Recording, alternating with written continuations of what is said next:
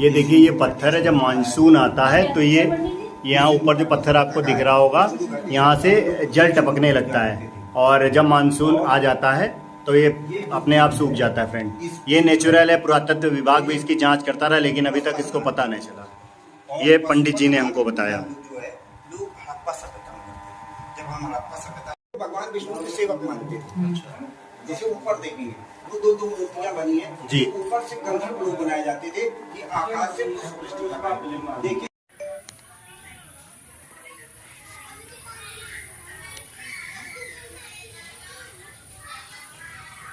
तो देखिए ये फ्रंट है, फ्रंट ये गेट है, ये मंदिर का पुराना प्राचीन, ये देख सकते हैं आप। ये ऊपर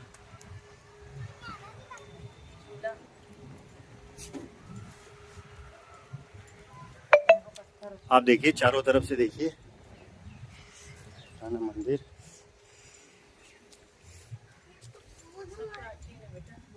ये देखो ये पत्थर भी प्राचीन, आप कहाँ मिलते हैं ऐसे ईंटें नहीं मिलते हैं। आप देख सकते हैं फ्रेंड, हम पूरी परिक्रमा लगा के आपको दिखा रहे हैं मंदिर। आप देखिए, कानपुर में रहते हैं तो आप विजिट जरूर करिए यहाँ पे और दर्शन करिए फ्रेंड। फ्रेंड देखिए यहाँ का प्रांगण, हाँ प्राचीन कुआं भी है। देखिए ये प्राचीन बरगद का पेड़,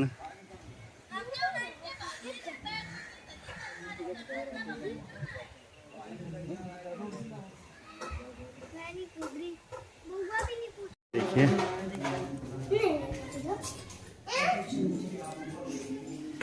प्राचीन चीजें देखिए। ये देखिए फ्रेंड प्राचीन मूर्तियां आप देख सकते हैं जगन्नाथ मंदिर में। ये देखिए बहुत पुरानी मूर्ति फ्रेंड, ये देखिए फ्रेंड कितनी पुरानी मूर्ति है। ये जगन्नाथ जी के मंदिर में है जो कि कानपुर में स्थित है, देख सकते हैं आप। देखिए ये कितने पुरानी मूर्तियां हैं जो पुरातत्व विभाग के अंडर में है। अब ये पूरा मंदिर जिसके कारण से यहाँ पे ताला लगा है, और ये सब मूर्तियां आप देखिए। ये देखिए एक देखिए ये मूर्ति कितनी पुरानी है, आप देख सकते हैं फ्रेंड। तो आप, मेरा आग्रह है आप प्लीज एक बार यहाँ पे जरूर आइए और बाबा जगन्नाथ जी के दर्शन जरूर करिए, आपको आनंद आ जाएगा फ्रेंड। आप देखिए ये कितने पुराने जो हैं शिलाएं हैं जो टूट चुकी हैं, और पुरातत्व विभाग इसकी जांच कर रहा है फ्रेंड। आप देखिए फ्रेंड ये पूरा मंदिर।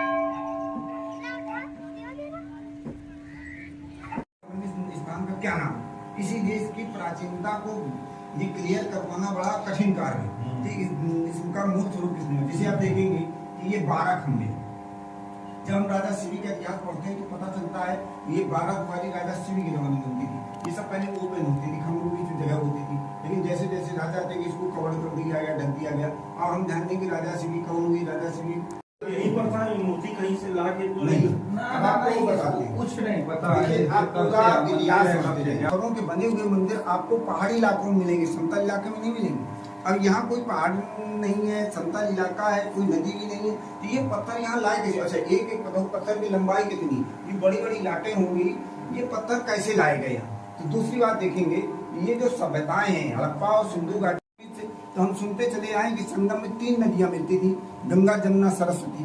आज सरस्वती नदी लुप्त। अच्छा, कुछ पत्थर तो हमको यहाँ पसार काल के नहीं, इससे यहाँ की जो प्राचीनता का और बोध कराता है कि स्थान बहुत ही प्राचीन था। इसको कब ढूंढा गया दोबारा से, जब इसको फिर पूजा, तो ऐसा है, पूरा हम इतिहास को बताते जाते हैं। तो ये देखेंगे कि जो सरस्वती नदी महाभारत के पहले लुप्त हो गई थी, इससे तो प्रमाण होता है कि नहीं महाभारत से पहले का स्थान है। इससे मतलब ये साबित होता है कि उड़ीसा की जगन्नाथपुरी से प्राचीनता, इसके मतलब पहले नहीं जगन्नाथपुरी यही रही। दूसरा ये देखेंगे कि आपको इतना प्राचीनतम स्थान जो है भारतवर्ष में जीवंत नहीं मिलेगा, लेकिन ये जीवंत क्यों है? कारण इसका देखेंगे कि ये जो कलाकृतियां गुप्त काल से मिल जाती, गुप्त काल में इसको मुखियाकृत मानते थे, इसको कलश मानते थे। यहाँ मुख से निकलती बेलपत्ती दिखाई गई, कलाकार ने कला के माध्यम से दर्शाने की कोशिश की सूर्य जीवन का आधार। इधर देखेंगे कि ये जो आपको आकृति मिलती है, इसके मतलब चंद्रगुप्त मौर्य के समय भी काम हुआ। जैसे ही आपने मंदिर में प्रवेश किया तो उस प्रथम खंड में देखेंगे कोठरी दक्षिण साइड में, कोठरी उत्तर साइड में। जो दक्षिण साइड में कोठरी है उसमें सूर्य मूर्ति है। इतिहासकारों का मानना है जो सूर्य की मूर्ति है वो ईसा मसीह के जन्म से 2 सदी पूर्व बनती थी। उसके बाद सूर्य की मूर्तियों का बनना ही बंद हो गया, बिल्कुल शैव धर्म आ गया है। उत्तर साइड कोठरी में भगवान विष्णु की लेटी हुई मूर्ति है। तो इतिहासकारों का मानना है जो विष्णु की लेटी हुई मूर्तियाँ ये कुषाण काल में बनती थी। कुषाण काल का प्रमुख राजा कनिष्क 2री सदी में। इसके मतलब कुषाण वंश, मौर्य वंश, गुप्त ये चक्रवर्ती राजा हुए। इन चक्रवर्ती राजाओं ने यहीं पे आके काम क्यों कराया, इससे प्रमाणित होता है कि प्राचीन समय में वो फेमस स्थान रहा, इसलिए जो भी राजा यहाँ आता गया वो कुछ न कुछ पुनर्निर्माण करता गया। इससे साबित होता है कि यहाँ कंटिन्यू काम जारी रहा, इसीलिए इतना प्राचीनतम स्थान जीवंत बना रहा। दूसरी बात देखेंगे कि इतना मुगलिया आतंक हुआ फिर भी ये जो कलाकृतियाँ इतनी सुरक्षित क्यों हैं। इसका मेन कारण देखेंगे कि 5वीं 6वीं सदी में गजनी आया, गजनी और गोरी आए, इन्होंने हमारे बहुत मंदिरों को लूटा और तोड़ा। इसके बाद हमारा अंतिम हिंदू चक्रवर्ती राजा हर्षवर्धन हुआ। बाहर देखेंगे जो इधर साइड में जाएंगे मंदिर के तो मोर बनी हुई, इधर मोर। हर्षवर्धन के जमाने में जो सिक्के मिलते उसका प्रतीक चिन्ह गरुड़ था, मोर था। अच्छा, हर्षवर्धन सभी धर्मों का सम्मान करने वाला था, अंत में उसने बौद्ध धर्म स्वीकार कर लिया था। मंदिर की जो निर्माण शैली देखेंगे तो ये जो निर्माण कहेंगे जो रथाकार है, कमल की पंखुड़ियों बनाए, वो तो बात सत्य है, लेकिन जो इसकी शैली जो निर्माण शैली है वो पिरामिड और स्तूप शैली है, बौद्ध स्तूप शैली है। तो इससे और क्लियर होता है इतिहासकारों का कि इस मंदिर का अंतिम जीर्णोद्धार राजा हर्षवर्धन के जमाने में कराया गया। और हर्षवर्धन के जमाने के बाद जो है कोई भी हिंदू राजा चक्रवर्ती नहीं हो सका। मुगलों का आतंक बढ़ता गया धीरे धीरे, और इतना आतंक बढ़ गया मुगलों का कि धर्म बचाना बड़ा कठिन पड़ गया। तो प्रभु की ऐसी लीला रही कि ये मंदिर झांगियों से रुंध गए। हाँ, और झांगियों से रुंध जाने के बाद मुगलों की यहाँ जो है हाँ बिल्कुल लुप्त हो गया, बिल्कुल अंग्रेजों ने ढूंढा।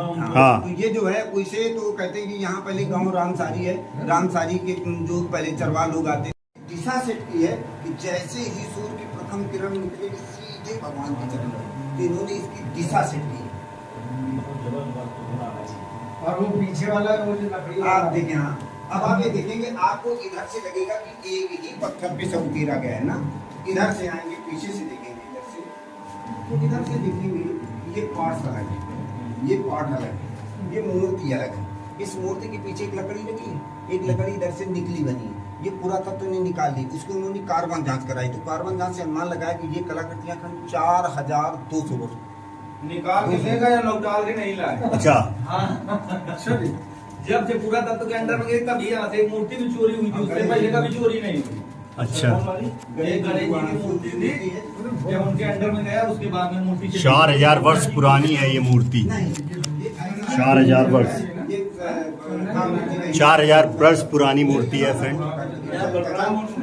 ऐसा है। देखो ये अभी हमने बताया ये जो यहाँ ये देखिए ये पत्थर है, जब मानसून आता है तो ये यहाँ ऊपर जो पत्थर आपको दिख रहा होगा यहाँ से जल टपकने लगता है, और जब मानसून आ जाता है तो ये अपने आप सूख जाता है फ्रेंड।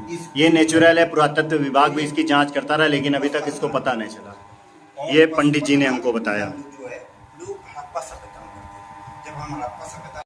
अभी हमने पंडित जी से आपको रूबरू कराया कि इनका इतिहास क्या है, जगन्नाथ जी के प्राचीन मंदिर का, वो आपको बताया। आप भी दर्शन करिए और कोशिश भर अगर कानपुर में रहते हैं तो यहाँ जरूर आइए। भगवान विष्णु के सेवक मानते हैं। जैसे ऊपर देखेंगे वो दो मूर्तियां बनी है जी, ऊपर से गंधर्व लोग बनाए जाते थे कि आकाश से देखिए फ्रेंड हमने आपको जगन्नाथ जी के दर्शन कराया जो प्राचीन मंदिर है कानपुर में। कानपुर से नौबस्ता से करीब 30 किलोमीटर पे ये मंदिर स्थापित है, और आपको आनंद आ जाएगा दर्शन करके। आप देखिए, थोड़ी देर बैठते हैं, दर्शन करिए। और अगर आपको ये मंदिर अच्छा लगे तो आप इसको आगे से जितना ज़्यादा आगे फैलाएंगे उतना ज़्यादा लोगों को इसके बारे में जानकारी होगी। प्राचीन चीज़ों को हम लोग भूलते जा रहे हैं फ्रेंड, इसलिए मेरा मकसद है कि आप ज़्यादा से ज़्यादा इसको आगे बढ़ाएं जिससे कि लोगों को इसके बारे में पता चले फ्रेंड, और लोग यहाँ पे आ सकें, दर्शन कर सकें। थैंक यू फ्रेंड, मिलते हैं न्यू ब्लॉग में। Thank you friend. Jagannath ji के प्राचीन मंदिर के दर्शन हमने आपको करा दिए हैं। अगर आपको अच्छा लगे तो प्लीज़ लाइक करिएगा, शेयर करिएगा, सब्सक्राइब करिएगा फ्रेंड। और बड़ा आनंद आया, बड़ा पुराना मंदिर है और बड़ी मान्यता है यहाँ पे। मैंने आपको एक एक चीज़ पूरी पंडित जी से जो इसका इतिहास है वो बताया है, तो प्लीज़ आप इसको आगे से आगे खूब बढ़ाइएगा। Thank you friend.